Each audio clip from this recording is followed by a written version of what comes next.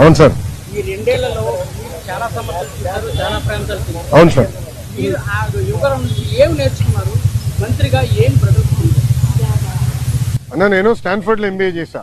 నేను Stanford ఎంబీఏకి apply చేసినప్పుడు ఒక ప్రశ్న ఉంటుంది స్టాన్ఫర్డ్ లో, వై స్టాన్ఫర్డ్ ఎంబీఏ అని. అంటే ప్రైవేట్ రంగం నుంచి రాజకీయాల్లోకి నేను రావాలనుకుంటున్నా, ఏదో ఒక టైంలో వస్తాను, స్టాన్ఫర్డ్ ఎంబీఏ నేను ప్రిపేర్ చేస్తున్నాను భావిస్తున్నా అనుకున్నా అని రాసా. కానీ అక్కడికి వెళ్ళి చదువుకున్నారు, నాకు అర్థమైంది స్టాన్ఫర్డ్ ఎంబీఏ బిజినెస్ మంచిది అని. పాదయాత్ర రాజకీయాల్లో ఒక ఎంబీఏ లాంటిది. ఎందుకంటే ప్రజలకి దగ్గర ఉంటాం, నిరంతరం ప్రజల సమస్యలు తెలుసుకున్న వాడిని. సో ఇప్పుడు ఎవరన్నా నాకు అర్జీ ఇచ్చినా, నన్ను ఎవరైనా కలిసినా, ఒక మెసేజ్ నాకు వచ్చినా, తన వెనకాల ఎంత కష్టం ఉందో నాకు ఇప్పుడు అర్థం చేసుకోగలుగుతాను. సో యువగలం పాదయాత్రలో కూడా నేను అనేక హామీలు ఇచ్చాను, ఒక్కొక్క హామీ నిలబెట్టుకుంటూ వెళ్తున్నాను. ఇచ్చిన ప్రతి హామీ నేను నిలబెట్టుకున్నాను, అంటే ఎలాంటి సందేహం లేదు. రెండోది, యువగలం పాదయాత్ర అయిన తర్వాత నిరంతరం ప్రజల్లో ఉండాలని నా కోరిక. సో అమరావతిలో కూడా, ఎందుకంటే నాకు మంత్రిగా నాకు బాధ్యతలు ఉంటాయి కనుక ప్రజల్లో ఉండాలంటే నిరంతరం ప్రజల్ని కలవాలని ప్రజా దర్బారు పెట్టుకున్నా.